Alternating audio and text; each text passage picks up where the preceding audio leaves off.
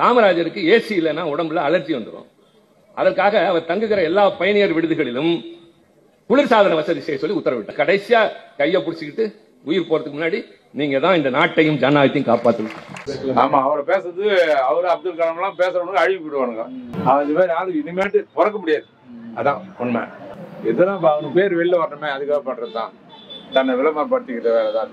இழிவுபடுத்துறானுங்களப்பா, என்ன பண்றது? மக்கள் அது மாதிரி கவர்மெண்ட் அப்படி இருக்குது, என்ன பண்றது? அது மாதிரி ஏசியில தான் இருப்பாருங்கிறது தவறு. அவர் ஏசியை விரும்பாதவர். ஏன்னா வாழ்க்கையில் ரொம்ப கஷ்டப்பட்டு கஷ்டமான குடும்பத்திலேருந்து வந்து நம்ம நாட்டுக்கு எல்லாமே செஞ்சுருக்காரு. தமிழ்நாட்டை பொறுத்த வரைக்கும் மக்களுக்கு நிறைய செஞ்சுருக்காரு.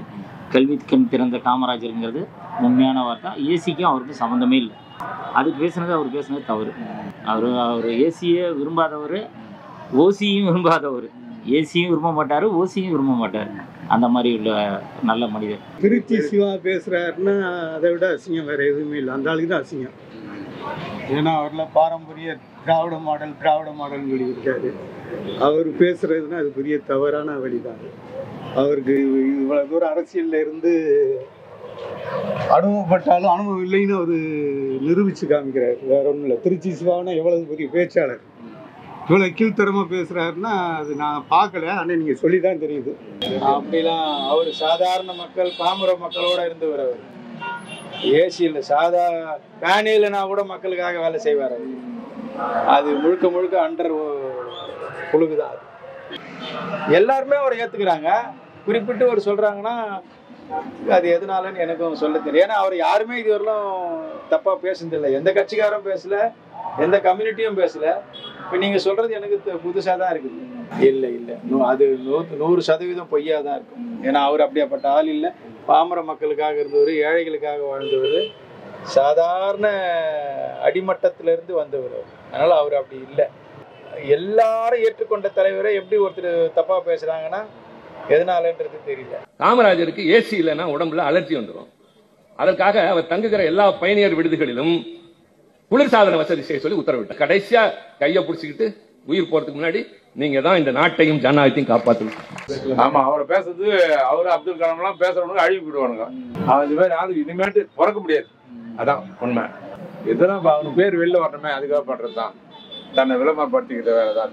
இழிவுபடுத்துறானுங்களப்பா, என்ன பண்றது? மக்கள் அது மாதிரி கவர்மெண்ட் அப்படி இருக்குது, என்ன பண்றது? அது மாதிரி ஏசியில தான் இருப்பாருங்கிறது தவறு.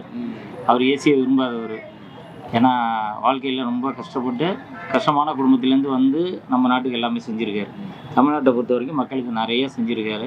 கல்வி கண் திறந்த காமராஜருங்கிறது உண்மையான வார்த்தை. ஏசிக்கும் அவருக்கு சம்மந்தமே இல்லை. அதுக்கு பேசுனது அவர் பேசுனது தவறு.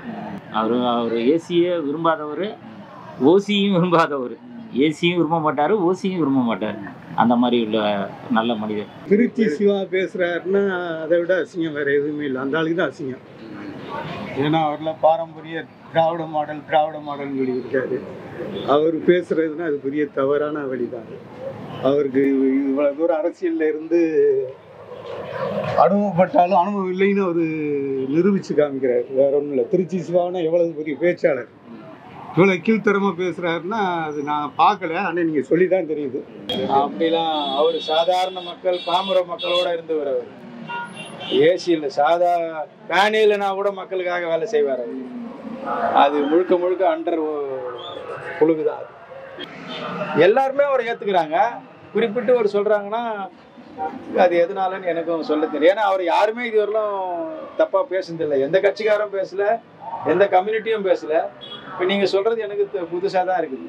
இல்லை அது 100% பொய்யா தான் இருக்கும். ஏன்னா அவர் அப்படியாப்பட்ட ஆள் இல்லை. பாமர மக்களுக்காக இருந்தவர், ஏழைகளுக்காக வாழ்ந்தவர், சாதாரண அடிமட்டத்திலிருந்து வந்தவர். அதனால் அவர் அப்படி இல்லை.